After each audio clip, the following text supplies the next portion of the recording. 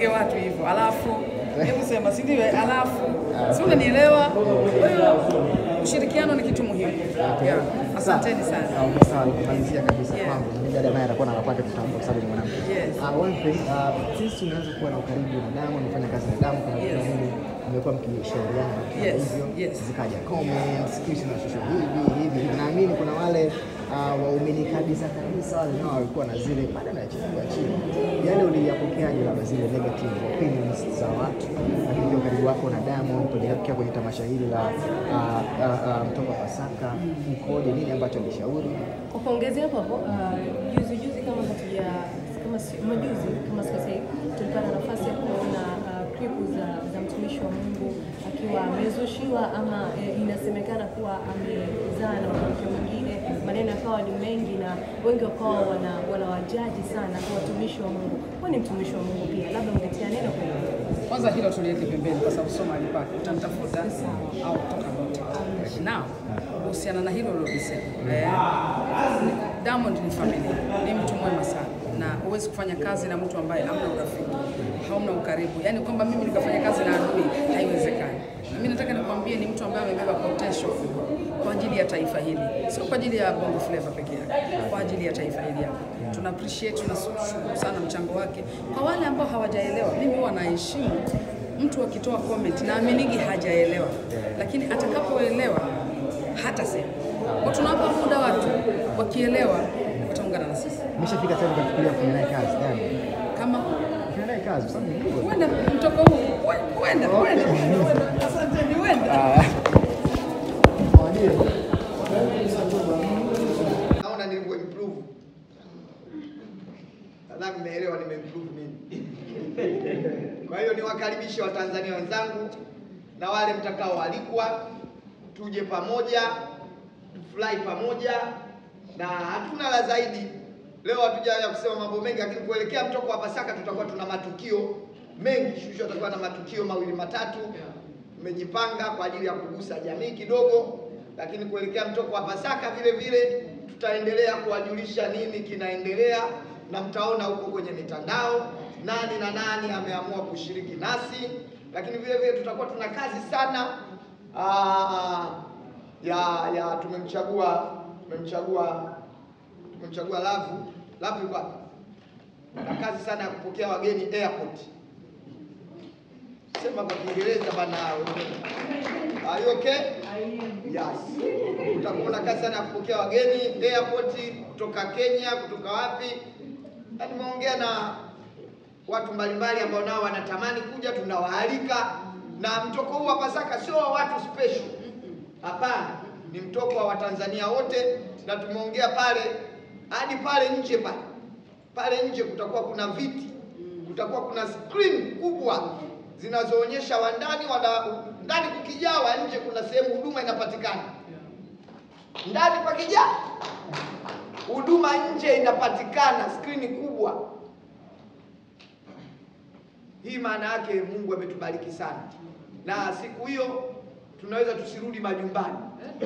Baada siku hiyo tunaweza tukapanda Bwana, tukawaachia maisha yetu, tukawaachia tukapanda Bwana. Baada ya kusema hayo, asante sana, Mungu awabariki sana.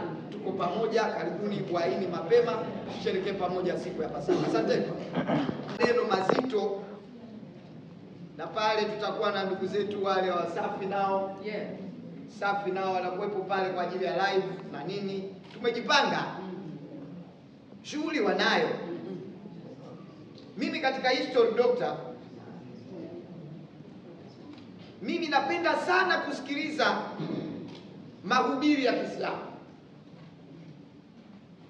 Nataka niliweke ili ulielewe.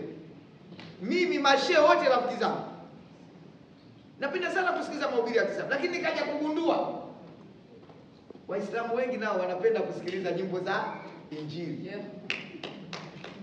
Bwana Mungu alikotubariki. Unaweza kuingia nyimbo za kwenye gari ya Muislamu ambayo ukasikia nyimbo za dini, ukamwambia hii, anakwambia shusho huyo. Siku moja nilikuwa na mheshimiwa mmoja akasema, bwana mimi napenda sana nirekodie ile kwenye flash nyimbo za dini. Katika mtu swala tano nikasema nchi hii Mungu kaibariki sana. Kwa hiyo sisi umoja wetu kwenye taifa hili dini ina mahala pake na siasa ina mahala pake. Kwenye dini hakuna siasa, kwenye dini kuna dini. Tunaliombea taifa letu na maisha yanafanyaje, yanaenda. Lakini pale ukumbi ule tumemkabidhi Sofia, ajiita Westworld Event, tumewakabidhi ule ukumbi. Tunataka ukiwa unaingia mule ndani, kama ndio unaenda peponi, ndio ushaitwa na Jesus. Nawaambieni haya mambo mule ndani. Ukibahatika kuwa unaingia siku ya mtoko wa Pasaka, ukifika tu pale getini, kama umezoea kuoga makombe, acha.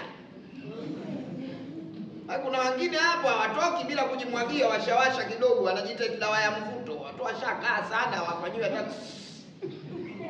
Kwa hiyo wanajimwagia kweli kweli watu makombe. Na wengine pale wanataka pale, acha pale. Ukifika pale, ukiona unatetemeka, kuna ving'olo kwa hiyo vikianza kulia wa ujue tayari umedaswa. Pale ukiwa unaingia pale meli, hasa nyewe yani ukiwa mnaingia pale, hata nyewe wasanii wangu nawaambia, pale mkiwa mnaingia ni kama unaingia peponi, watu wamejipanga. Naingia pale unapokelewa na maupako na manini na manini na. Sasa we beba kwenye begi vidude vyako hivyo, unajikuta umedondoka, mnajijua wenye vidude. Lakini vile vile tumewaomba, na hakutakuwa na wanamuziki wa injili tu peke yake. Kuna kwaya ambazo nazo zitajumuika na sisi, na kuna wahubiri wetu pendwa. Nikisema wahubiri pendwa, mnawajua wa nchi hii, yaani sikiwe bwana balaa. Wahubiri pendwa, kiingia pale unaacha kimkoba chako kama umehifadhi kitu, unapiga maombi kidogo. Umeelewa bwana? Ukipiga maombi kidogo, maisha yanaendelea. Au aidha tutafanya utaratibu na Sofia, mikoba ambayo hatarisho inakaa huko inaombewa. Ndio sura jiwana mambo ya riski. Watu hawako vibe. Umeelewa? Kwa hiyo kondole macho sio mkoba huko. Kwa hiyo niwakaribishe Watanzania wenzangu, tuje kwa maombi utashinda. Nimshukuru Mheshimiwa Rais, niwashukuru wasaidizi, niwashukuru viongozi wa nchi hii wote. Mwaka jana alitupa heshima kwenye mtoko wa Pasaka, alitupa heshima kubwa sana waziri mkuu wetu Kassim Majaliwa. Kassim alikuwa, ukitaka kujua kwamba hiki kitu sio cha mchezo. Mheshimiwa Kassim alikuwepo pale mpaka ikafika wakati tukamnong'oneza, mzee kapumzike. Manake kila nyimbo inayoingia mzee ana dance.